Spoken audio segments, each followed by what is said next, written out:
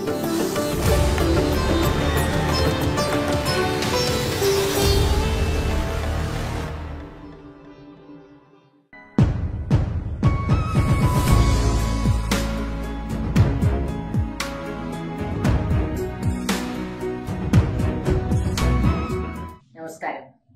Views channel కి స్వాగతం. 1928లో పుట్టిన ఉషశ్రీ గారి శత జయంతి సందర్భంగా అంటే 2027 నుంచి 2028 వరకు మేము కుటుంబ సభ్యులను చేయాలని కోరుకున్నాం. ఈ సందర్భంగా నాన్నగారితో అనుబంధం ఉన్న వాళ్ళకి, నాన్నగారితో వాళ్ళకి చేదనుభవాలు ఉన్నాయా, తీపనుభవాలు ఉన్నాయా? ఎందుకంటే నాన్నగారు కూడా చాలా ఓపెన్గా మాట్లాడేవారు, నాన్నగారితో కూడా అలాగే ఉండేవారు. అట్లా ఉన్నవాళ్ళల్లో ఆకాశవాణిలో నాన్నతో పాటు పనిచేసిన వారు మల్లాది సూరిబాబు గారు.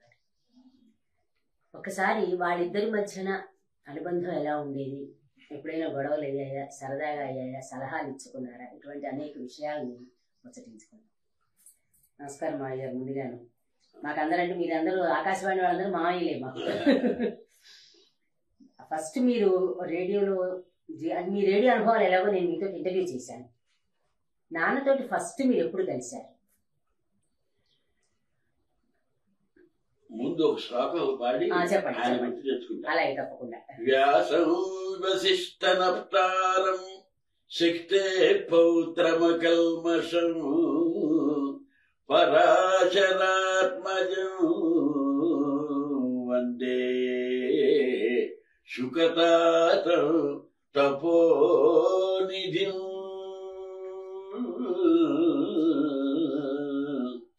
ఆనంద భైరవి రాగంలో ఈ శ్లోకంతో ధర్మ సందేహాల కార్యక్రమంలో కూర్చున్నటువంటి మొట్టమొదటి వ్యక్తి నేను.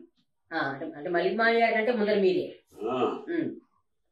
కొన్నాళ్ళు నాకు కుదరకపోతే నేను ఊళ్ళో లేకపోతే ఆయన వస్తుండేవారు, లేకపోతే ఆయన ఊళ్ళో లేకపోతే నేను వస్తుండేవాడిని. నాతో పాటు పక్కన ఆనందం కూర్చునేవాడు, శ్రీరామరావు కూర్చునేవాడు, ఇంకా ఒకరిద్దరు కూర్చునేవారు, నాకు గుర్తులేదు. ఈ శ్లోకంతో ఆయనతో పరిచయం బాగా ఏర్పడ్డాం. 1971 మధ్యలో నేను ఆకాశవాణిలో చేరడం జరిగింది. విజయవాడ ఆకాశవాణి కేంద్రంలో అనవసరంగా చేరాను. అప్పట్లో వివిధ భారతి కార్యక్రమాలు కొత్తగా ప్రారంభమైనటువంటి రోజుల్లో అప్పుడు అనవసరాలు కావాల్సి వచ్చింది.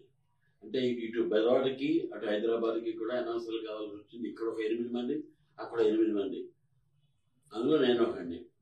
నా అదృష్టం కొద్దీ రేడియో అంటే సరదా, నాకు ఇష్టం బాగా.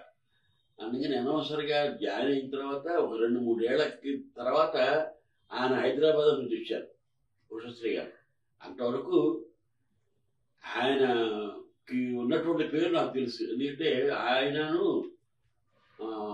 తర్వాత ఇంకొక ఇద్దరు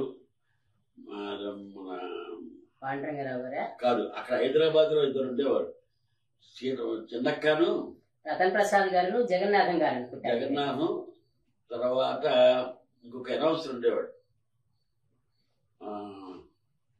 గుర్తు తెచ్చుకుంటా, వెంపటి రాధాకృష్ణ గారు. ఇంకొక అనౌన్సరు గుర్తు రావడం చెప్తుంటా. వీళ్ళిద్దరూ, ఆవిడ చిన్నక్క వేషం, చాలా హుషారుగా మాట్లాడేది. ఇప్పుడు చూస్తే ఈవిడైనా అలా హుషారుగా మాట్లాడే వ్యక్తి ఉషశ్రీతో వేళాకోళం అంటే మాట్లాడాలి. ఎంత వేళాకోళంగా మాట్లాడితే అంత వేళాకోళంగానూ పాటించేవాడు ఎక్కడ లైవ్ లో.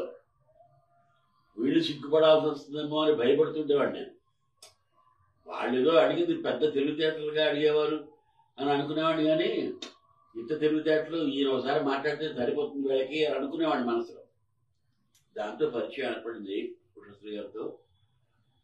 ఆ రోజుల్లో రజనీకాంతరావు గారు డైరెక్టర్గా ఉన్న రోజుల్లో ఈయన కొంటూ బాగుండటం, నువ్వు ఏదో ఆ కబుర్లు ఈ కబుర్లు, ఈ సెక్షన్ ఆ సెక్షన్ కాదయ్యా, నువ్వు చెప్పాల్సింది ఇదని చెప్పేసి ఐడెంటిఫై చేశారు. డైరెక్టర్స్ ఆ రోజుల్లో ప్రోగ్రామ్ ఎగ్జిక్యూటివ్స్ వాళ్ళ వ్యవహారం వేరు. ఎందుకంటే జ్ఞాన సంపన్నులైనటువంటి డైరెక్టర్లు, తర్వాత తెలుసుకోవాలనే కోరిక బాగా విపరీతంగా ఉన్నటువంటి ప్రోగ్రామ్ ఎగ్జిక్యూటివ్స్. మాకు తెలుసు అనే భావం కంటే అది అది మాకేం తెలియదో వాళ్ళకి తెలుసు, వాళ్ళకి ఏం తెలియదో వాళ్ళకి తెలిసిన వాళ్ళు, ఏం తెలుసుకోవాలో కోరుకున్న వాళ్ళు, ఏం చేస్తే రేడియో బతుకుతుంది అనేటటువంటి ఆలోచన ఉన్నటువంటి డైరెక్టర్ ఉన్న రోజుల్లో ఉషశ్రీ గారు రజనీకాంత్ రావు కంటపడ్డారు. అందుకని ఆయన చేత ఈ పని చేయించాలని చెప్పేసి ధర్మ సందేహాలు అనేటటువంటి కార్యక్రమం పెట్టి ఈతో ప్రారంభించారు.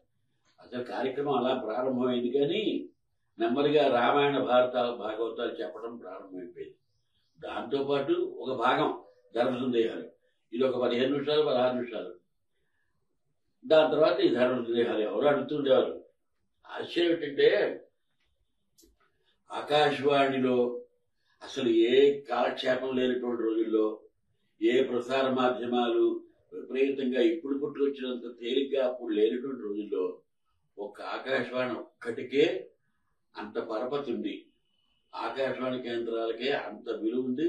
ఆకాశవాణిలో రేడియోలు బాగా వినేటటువంటి రోజుల్లో పనిచేసినటువంటి వాళ్ళలో ప్రముఖులైనటువంటి వాళ్ళలో ఉషశ్రీ ఒకరు. చాలా మంది ఉన్నారు ప్రముఖులు.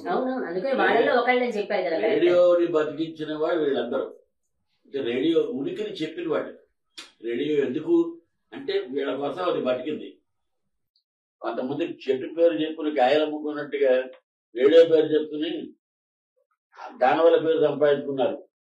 అలా ఉన్నారు. మీ తరంలో మీ వల్ల రేడియోకి మంచి పేరు, విజయవాడ కూడా పేరు తెప్పించారు మీ అందరూ. వచ్చింది ఉషశ్రీ గారి వల్ల పేరు రావడానికి కారణం ఏంటంటే ఆ రోజుల్లో ఆదివారాల్లో ఈయన 12 12:30 వరకు ధర్మ సందేహాలు అనేటటువంటి కార్యక్రమం పేరు పెట్టి రామాయణ భారత భాగవత పరివర్తనం చేయటం, 4 ప్రశ్నలు ఎవరిని అడిగితే సమాధానం చెప్పడం. దాంతో ఆ అరగంట చెక్కు బాగా ప్రసిద్ధమైపోయింది. ఎంత ప్రసిద్ధమైందంటే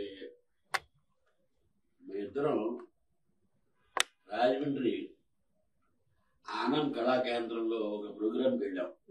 ఆయన పిలిచారు. సంవత్సరం ఏదో గుర్తుందా కొంచెం మీకు? సంవత్సరం సుమారుగా చెప్పండి, అదేం చెప్పక్కర. సుమారుగా 80లా 70లా 86, 85, 84 ప్రాంతంలో.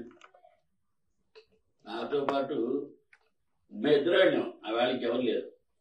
మేము ఇద్దరం రైల్వే స్టేషన్లో దిగి ఆటో ఎక్కి రిక్షా ఎక్కి ఆనంద్ కళా కేంద్రాన్ని మాట్లాడుకున్నాం. ఆ వేళ రాత్రి హోటల్లో ఉన్నాం. పొద్దునే బయలుదేరాం 10:30, 11 ప్రాంతాలు అనుకుంటా. బయలుదేరిన తర్వాత రిక్షా ఎక్కిన తర్వాత రండి సార్ అని చెప్పేసి, మామూలుగా అక్కడ రాజమండ్రి ఆ తూర్పుగోదావరి జిల్లాలో మాటలు యాస కొంత రిక్షా వాళ్ళకి ఉంటుంది. తెలుగు సార్ మీకు చెప్పాలా ఇవ్వండి సార్ మీతో అని అంటారు. అక్కడ మన బాధేస్తారు అది రిలేషన్. కానీ ఈయన ఈ రిక్షా వాడు ఏమన్నాడంటే తొందర ఎక్కండి సార్ అన్నాడు. ఏట్రా తొందర పడిపోతున్నావు అన్నారు. ఈయన లేదంటే 12 గంటలకి రేడియో వినాలి అన్నాడు. ఏం వినాలి అన్నా? ధర్మ సందేహాలు రామాయణం భారతం. ఓ నాయన ఈయనేరా బాబు అది చెప్పేది అన్నప్పటికీ వాడు కింద పడిపోయి రిక్షా ప్రారంభం స్టార్ట్ చేయడానికి ముందు డామని కాళ్ళ మీద పడిపోయాడు. మీరు నాకు డబ్బులు అయిపోకండి సార్, ఎక్కండి అక్కడ ఆనందం కళా కేంద్రానికి వెళ్ళిపోయాం. అది నేను ఫస్ట్ ఆయనతో ఎక్స్పీరియన్స్.